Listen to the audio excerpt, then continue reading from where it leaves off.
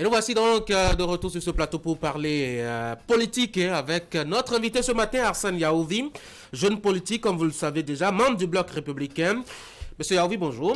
Bonjour, monsieur le journaliste. Bienvenue sur mon plateau ce matin pour évoquer avec moi cette tournée engagée par le Bloc républicain à travers le Bénin pour renouer contact avec les militants à la base. C'est bien cela? C'est bien cela. L'actualité au Bloc républicain, donc, c'est la tournée pour renouer le contact avec la base, engagée depuis ce week-end par les instances du parti. À quoi rime cette initiative-là, monsieur Yaovi? Merci, monsieur le journaliste. Je voudrais vous remercier pour cette occasion que vous nous offrez sur votre plateau ce matin et saluer tous les militants du Bloc républicain et tout le peuple béninois. Le 9 septembre dernier, le Bloc républicain était en congrès extraordinaire au Palais des Congrès de Cotonou. Et au cours de ce congrès extraordinaire, d'importantes décisions ont été prises. Il y a eu des innovations par rapport au règlement intérieur, au statut de notre parti politique. Et au cours de ce congrès, justement, tous nos militants n'y étaient pas. Et le bureau politique a estimé qu'il fallait partager avec les militants toutes les innovations contenues dans le nouveau règlement intérieur et dans les nouveaux statuts de notre parti politique, le Bloc républicain. Voilà pourquoi des délégations ont été constituées pour aller au contact des militants à la base et leur expliquer le pourquoi ces innovations et en quoi est-ce que ces innovations apportent de la plus-value au niveau des instances décisionnelles du parti.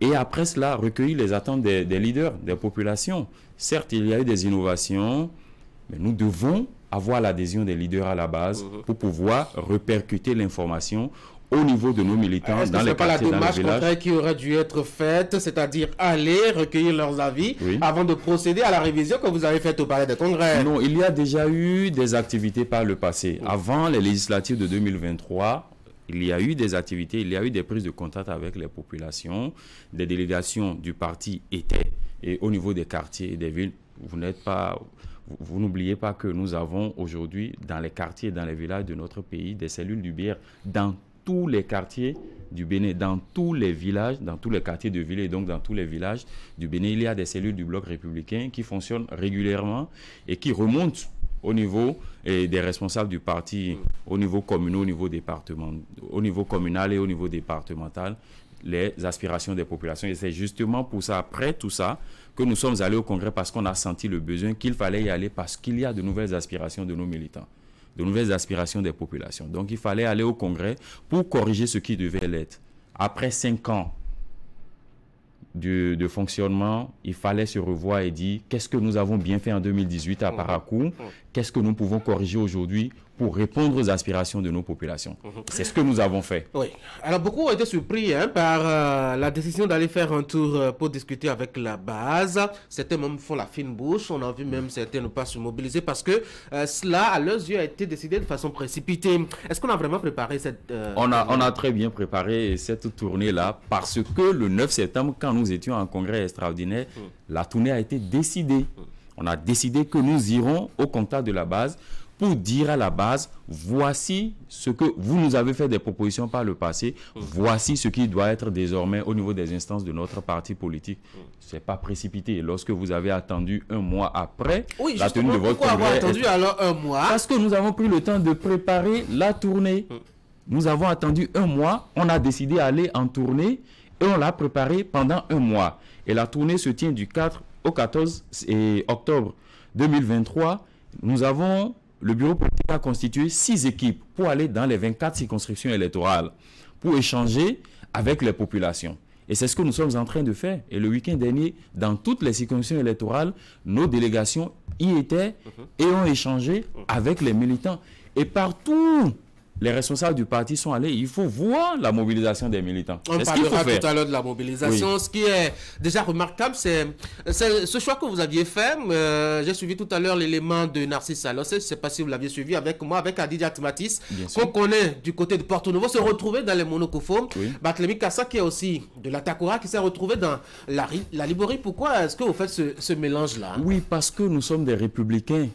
Vous avez oublié de dire que le président Abdoulaye Biotchane était dans la 6e. Était dans la 6e circonscription électorale alors que, et on devrait le voir dans la Donga, sa région d'origine.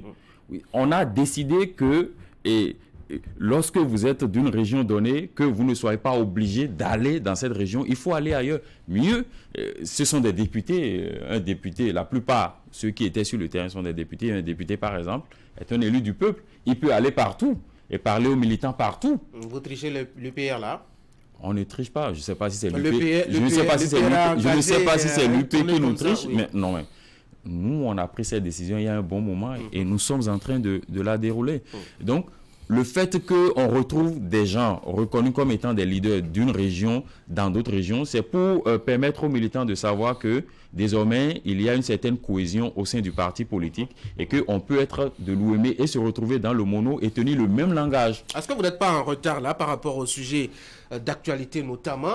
Il n'y a que le PR est déjà passé pour dire ce qui se fait en tout cas au niveau des instances et puis aussi ce qui s'est décidé durant, je dois dire, le temps écoulé depuis l'élection de l'actuelle mandature de l'Assemblée nationale. Les démocrates aussi sont passés pour aller dire 2 mots à leurs militants concernant les différents sujets de l'actualité nationale. C'est maintenant que vous allez sur le terrain pour parler de votre congrès. C'est curieux ça, non? Nous avons un timing que nous mettons en œuvre et je pense que nous avons reçu l'adhésion des populations et des militants. Mais je tenais à dire que au cours du congrès du 9 septembre dernier, les décisions que nous avons prises et qui sont très importantes pour les jeunes et les femmes, parce que lorsque nous disons que notre parti est le parti des femmes et des jeunes, nous l'avons matérialisé une fois de plus. Le Bloc républicain l'a matérialisé une fois de plus en mettant au sein du bureau exécutif national de jeunes gens pour assister le président Abdoulaye Biotchane. Nous avons au sein du bureau exécutif national 9 personnalités. Et donc, en plus du président Abdoulaye Biotchane, nous avons 8 jeunes, 8 personnalités qui accompagnent le président Abdoulaye Biotchane dans la mise en œuvre de la feuille de route que le Congrès lui a donnée. Voyez-vous, vous avez de jeunes vice-présidents, vous avez de jeunes personnalités qui aujourd'hui sont engagées et pour montrer que la jeunesse occupe une place de choix au sein de nos instances et les femmes aussi. Et par exemple, au bureau politique du parti, désormais, il y a les représentants de l'organisation des femmes du Bloc républicain, il y a le représentant de l'organisation des jeunes du Bloc républicain. Oui, mais c'est des choses qui existaient avant. Et non, ça n'existait pas. Ça n'existait pas. Les populations aujourd'hui ont besoin de discuter de sujets urgents et pertinents qui touchent leur quotidien, comme la cherté de la vie, comme par exemple les problèmes à la frontière avec le Niger, comme par exemple d'autres soucis comme la gestion du Payo avec le dégât qui a été créé tout récemment. Ça ne vous préoccupe pas? Bien sûr que nos délégations ont abordé ces sujets avec les militants. Partout où nos délégations sont allées, elles ont abordé ces sujets avec les militants. On a expliqué aux militants la position du Bloc républicain par rapport à ces sujets-là. Qu'est-ce qu'elles ont dit au sujet de la cherté de la vie, par exemple? Est-ce que vous voulez qu'on en parle? On en parle. Bien sûr, nous avons, par exemple, dans la 6e circonscription électorale, moi j'ai fait les 3 communes avec le président Abdoulaye Biotchane et les deux. Et puis Souava. Non, nous avons fait plutôt, on a fait Ouida, on a fait Alada et on a fait Abomey-Calavi. Donc on a fait 2 étapes dans la 5e circonscription électorale et une étape dans la 6e circonscription électorale, sans oublier que lorsque nous sommes allés à Ouida, ce sont les militants de Kouamassé et de Ouida qui étaient conviés à la séance avec le président national. Et lorsque nous sommes allés à Alada, nous avons vu les militants d'Alada, de Tofo et de Tori. Et donc, la 5e circonscription électorale a été bouclée. Alors, dites-moi, dans la 6e circonscription électorale, dans la 6e circonscription. Dans la 6e circonscription électorale, nous avons discuté avec les militants de Godomé, d'Abomey-Calavi, de Souava et de Zé. Et toutes les fois que les questions liées à la cherté de la vie ou à l'actualité actuelle ou aux actualités du moment, le président Abdoulaye Biotchane est monté au créneau pour expliquer. Oui, il y a cherté de la vie. Expliquer, par exemple, toutes les dispositions prises par le gouvernement du président Patrice Talon pour juguler ces situations-là, pour gérer ces situations-là et les maîtriser. Et vous devez constater que la cherté de la vie dont vous parlez, ce qui se passait il y a 1 an, 6 mois, ce n'est plus ça qui se passe aujourd'hui, parce que des mesures ont été prises pour soulager les peines des populations. Et il a dit que ça continue. Nous ne sommes pas encore à la fin. Nous avons un mandat de 5 ans, le président de la République a un mandat de 5 ans, qu'il est en train d'exécuter.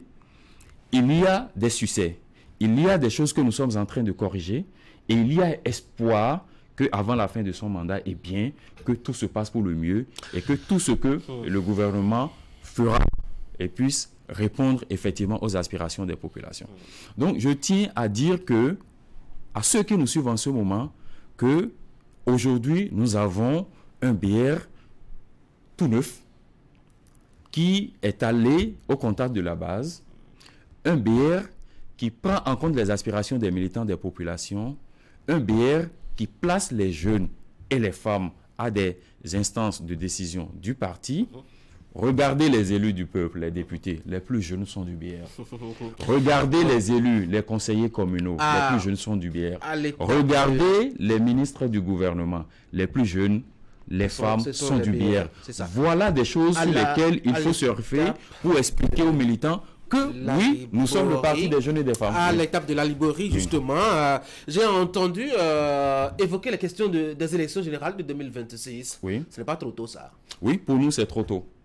Pour nous, au BR, c'est trop tôt. Le président Abdoulaye Biotchane en a longuement parlé à toutes les étapes. En 2021, nous avons été le parti qui a proposé le président et Patrice Talon. Nous avons c'est le BR, s'il vous plaît. En 2021, c'est le BR qui a proposé le président Patrice Talon. Nous avons été le premier parti à dire que c'est le président Patrice Talon et qu'au regard de son premier mandat, il lui fallait un second mandat. Nous l'avons désigné et avons travaillé pour qu'il soit réélu, au premier tour. Et nous travaillons de 2021 à 2026 pour la réussite de son mandat. Donc pour le moment, les questions de la présidentielle de 2026, certes, occupent nos idées, nos pensées, mais nous faisons de l'organisation du parti une priorité aujourd'hui. Si le parti est mieux organisé et que les défis que le président Patrice Talon a, les défis que le gouvernement a, nous arrivons à les relever, eh bien, 2026 va très bien se passer pour nous tous et pour la population. Alors, j'ai encore deux questions, mais malheureusement, le temps il est parti. J'espère que vous allez m'aider à gérer ces deux questions-là. À l'interne, vous aviez dit tout à l'heure, on a promis de jeunes aux côtés du président Abdoulaye Biotchane. Mais cette promotion est très mal perçue, de sorte que cela a installé une sorte de guerre générationnelle. Comment ça se gère là? Qui vous a dit que cette promotion est mal perçue? On a des échos de ce qui se passe dans votre parti. Mais non, nous sommes du parti, nous étions sur le terrain. Et je prends pour exemple la 6e circonscription électorale, j'ai participé à toutes les étapes et partout ceux qui ont été promus, les jeunes qui ont été promus au sein des instances du parti ont été présentés aux populations. Par les anciens. C'était l'effervescence. Par les aînés. Oui, ils étaient là. Et mieux, c'est pas qu'on a éjecté des gens et qu'on a mis des gens, c'est qu'on a étoffé. Et donc partout où les jeunes ont été présentés, c'était l'effervescence. Nous, par exemple, à Calavi et dans le département de l'Atlantique, nous avons le député Nathanaël Soko-Ekpe, qui est aujourd'hui le vice-président chargé de l'organisation des manifestations du parti. Et vous voulez que nous, dans l'Atlantique, on dise qu'on n'est pas d'accord? Tout le monde est d'accord, on a acclamé cela. On a vu désormais, dans ce parti, le porte-parole du parti, c'est quand même un jeune professeur d'université. Vous n'avez pas répondu à ma question. Hein? Est-ce que la guerre de génération va continuer ou va pas continuer? Il n'y a aucune guerre de génération au sein du bloc républicain. Il y a une passation de charges. Les anciens discutent avec les jeunes et les mettent devant pour qu'ils puissent eux aussi apprendre la gestion. Vous avez promis m'aider pour gérer le temps. Une dernière question, c'est une curiosité. Cela ne vous touche pas directement au bloc républicain, mais c'est quand même une actualité politique importante. Vous êtes un jeune acteur politique, un jeune ministre vient de démissionner du gouvernement. Ça vous inspire quoi? Et ça, je m'adresse à Arsène Yaovi, par le militant du BR. Une démission, c'est plutôt rare, qu'on soit à cette fonction républicaine et qu'on démissionne. C'est plutôt rare. Ça vous inquiète? Non, ça vous surprend? Non, pas du tout. Ça fait plus de 7 ans qu'il est ministre des Sports aussi. Ça fait plus de 7 ans qu'il est ministre des Sports. C'est un grand frère aîné à moi, c'est un ami. Il démissionne, il doit avoir ses raisons. Il n'en a pas encore parlé officiellement. J'espère qu'il va monter au créneau très bientôt pour nous dire le pourquoi il a démissionné. Mais je voudrais saluer ce acte-là et lui souhaiter bon vent. Merci beaucoup, Arsène Yaovi. Tanguy. Bonne journée. Merci. Mesdames et messieurs, c'était Arsène Yaovi, notre invité ce matin. Il est militant du bloc républicain. On a discuté autour de la tournée initiée par son parti politique récemment, notamment dans les 24 circonscriptions électorales. Beaucoup de choses se sont passées sur l'actualité. On va souffler.